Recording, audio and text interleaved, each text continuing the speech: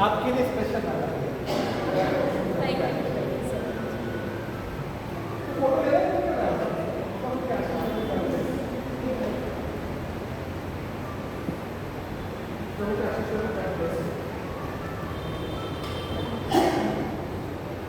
प्रभु के आशीष होवे। God bless you.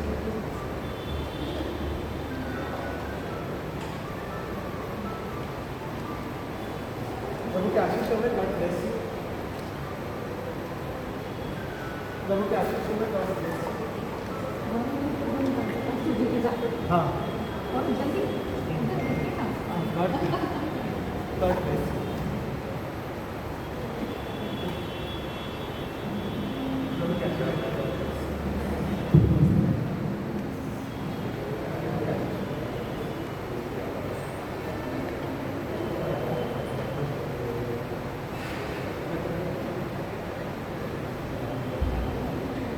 हम महिला दिवस की शुभकामनाओं के साथ परमेश्वर के आशीषों के लिए धन्यवाद देते हैं।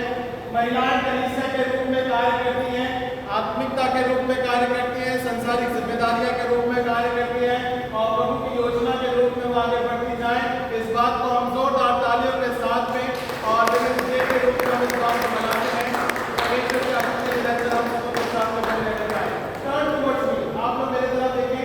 हम प्रार्थना करेंगे, विशेष प्रार्थना करेंगे और फिर उसके बाद में प्रभु की प्रार्थना और आशीर्वचन से हम विदा होंगे। जब हम प्रभु की प्रार्थना बोलेंगे तब आप सभी लोग खड़े हो जाइएगा। फिर उसमें कुछ और आदेश है बोलना है, कुछ और नहीं बता दो भैया। महिलाओं के आत्मिकता में भी रहना बहुत जरूरी है। नहीं हम भी दबाव में रहते हैं।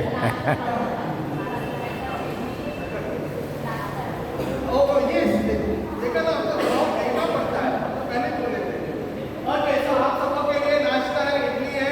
आप सभी लोग इस बात को ध्यान में रखें और महिलाओं की तरफ से जो भी होगा थोड़ा बहुत हम बैलेंस करके देंगे, चिंता ना करें।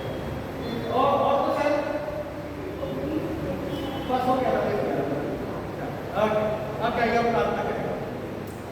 महान और नित्यकारी पिता परमेश्वर, आपके नाम का धन्यवाद देते हैं पिता। इस समय के दौरान चार पिता परमेश्वर संपूर्ण महिलाओं के लिए हम प्रार्थना करते हैं और पिता परमेश्वर की जिम्मेदारी और कार्यों के लिए हम प्रार्थना करते हैं और आपकी दया निरंतर पिता परमेश्वर प्रभु यीशु मसीह के व्यक्तित्व और उसके पिता परमेश्वर जीवन के रूप को ठहराती है।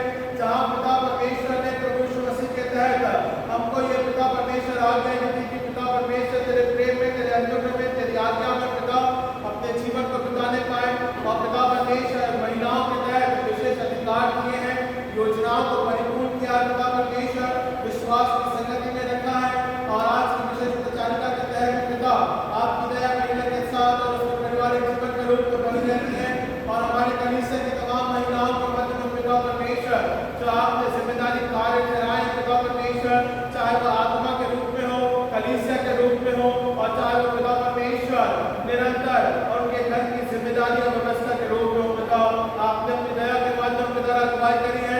सो हम धन्यवाद देते हैं और इस बात को प्रकट करते हैं कि तू राजाओं का राजा, प्रभु का प्रभु है, आत्मा के माध्यम के द्वारा हमारी अगुवाई करता है और अपने प्रभुत्व में लेके चलता है। आप पिता परमेश्वर तेरी दया निरंतर हम सबों के साथ में अनुग्रह के द्वारा जीवन के रूप में बनी रहने पाए और पिता परमेश्वर मसीह कलीसिया आपकी आत्मा की परिपूर्णता में बनी रहने पाए।